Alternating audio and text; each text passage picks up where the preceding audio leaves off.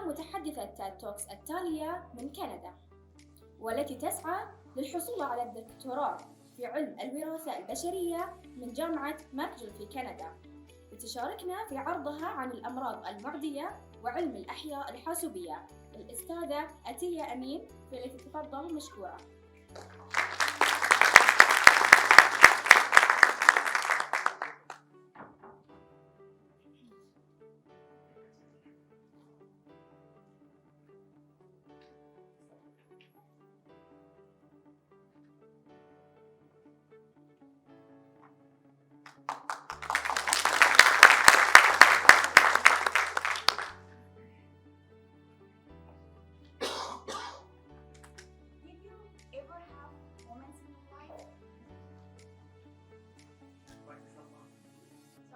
I'll ask the question again. Yes, I will ask the question again. Did you ever have moments in your life when you asked yourself, how did I come here? What brought me here? I had several moments like this, especially after starting my graduate studies first in the US, then in Canada. And I call these moments inflection points of my life. The moments when I have struggled, I have learned, and I have grown the most. So today, I'm going to share some of those inflection points with you, and I will tell you a story how a girl from a small town of Bangladesh could achieve the dreams that she never thought she could achieve just by pursuing higher studies and research.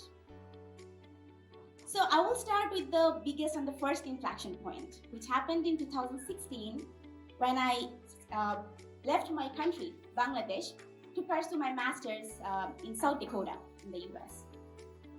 I remember I was so excited that I almost didn't understand what it felt, like what it meant to leave my country, my family, friends, everything behind, and start a new journey in a completely new country from the scratch.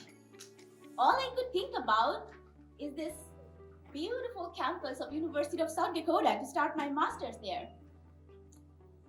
The first few weeks were very exciting. I was so busy with my classes and courses. I started my research in this brand new lab where I was the first graduate student of my supervisor.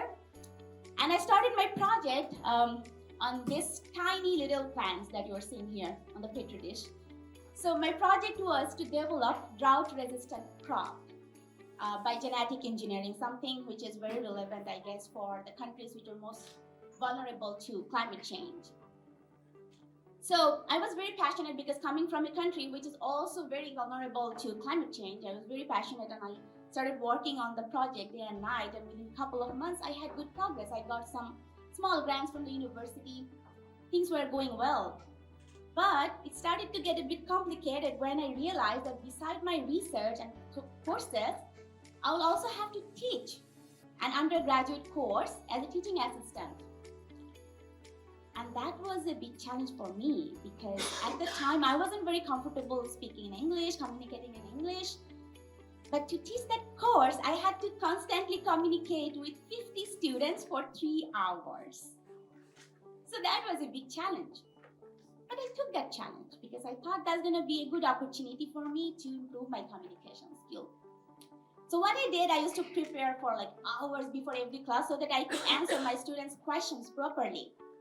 And I thought I was doing a good job until one day I received an anonymous note from one of my students.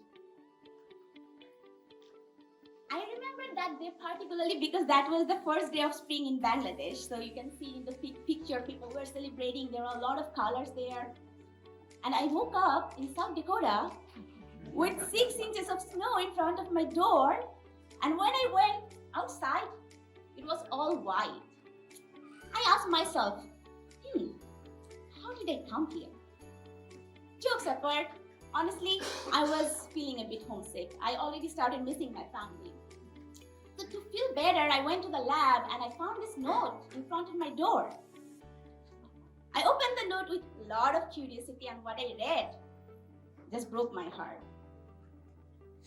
So apparently that particular student not only had issue with my accent, but also with my color, ethnicity, etc., etc. I was a bit shocked. I was disappointed. But then I started asking myself, what is the reason why some students are not comfortable around me? Or are other international students facing similar issues? How can I improve it? So those questions led to the second inflection point when I actively started looking for opportunities to meet other international students. And I found this amazing club called International Club at the University of South Dakota, where I could meet students from other countries, other graduate students, and know about their challenges.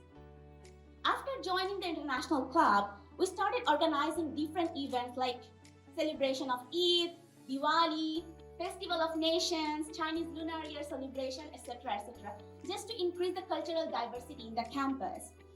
And in all of those events, I used to perform and I used to showcase my culture from Bangladesh, thinking that culture is a very natural way to connect people. And I thought that's going to work, and it did. Within a few months, I noticed that my students were appreciating that, and they were more curious to know about me outside of my academic setting. They were more comfortable around me, and even some of them ended up working with me in the lab. So from that experience in South Dakota, in the International Club, and my teaching experience taught me one lesson, and that is graduate studies is not just about doing research all day long in the lab. It's more than that. As a graduate student, you can have teaching responsibilities. You can join in clubs like international clubs and have a peer. So the moment I joined international club and started engaging with other students, I could improve my homesickness. I wasn't feeling isolated anymore. I could improve my leadership skill. I could improve my communication skill. And all of this gave me so much confidence that I could also do well in my research. So in a year, I graduated from USD with a leadership award from the university for all the activities that I did as part of International Club, and also with my first author paper. So that experience, that was so rewarding experience for me that it inspired me to pursue PhD later on, and I did that in a different country this time, in McGill University in Canada. So after starting my journey at McGill, I knew two things from the very beginning. One, I wasn't just going to do research, I will be actively involved in the campus. Second, I will be doing a project that I'm really passionate about, because that is what I felt from my project at USD. So I was looking for a project like this, and I got this project on a disease called leishmaniasis. I think most of you might not know about this disease. It's a neglected parasitic disease that kills 20 to 30,000 people every year in poorest countries in the world. And my country, Bangladesh, is also the endemic country for that. There is no vaccine for this disease. There is no effective drug for this disease. So my project was to develop a new target, to find a new target to develop a new drug. So after working on this project for almost 2.5 years, me and my team, we found an approach to develop a new drug through a bubble kind of things released by this parasite itself that you can see here. We call it exosome. So this finding, we published it last year, and also this year we got another publication. And it was also selected as one of the top 10 discoveries in Canada last year. So again, my research was going all right. It's going all right with a lot of challenges, of course, but I think the challenges are same for other graduate students. We all have challenges in our research. But what about the other aspect, the engagement part? That was missing. Because right after I started my PhD, pandemic started, we all got stuck at our home. And as an international student, that was even harder for us because our family are not living with us. So I felt isolated again. But this time I knew that what I need to do, I was looking for opportunities again. And this time I found a competition called 3-minute thesis competition. I guess you are also familiar with this competition because I saw Qatar University ran 3MT competition as well. So 3MT competition is a competition where you explain your research within 3 minutes to the general people. And I thought that's an amazing things to learn, because as a graduate student, it's very important to be able to explain your research for the general people in a simple term. So that was a good opportunity to learn that, and at the same time, I could learn about other students' projects and engage with them. So I participated in this competition in McGill University, and I terribly failed. So in the first year, I I didn't even qualify for the heat in McGill University. But I didn't give up. I tried again the next year. And this time, I won the competition at McGill. After winning the competition at McGill University, I went to the Canadian regional round. Then after that, I went to the Canadian national round. I went to the North American round. I can see Suzanne here sitting in front of me. And it's very surprising to me still now that I own all of this competition. As the first ever international student, as the first ever student from McGill, as the first ever student from Bangladesh. And guys, where did I go after that? Here, in Qatar, in Talk.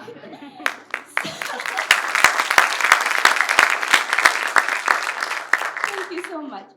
So, just think about it.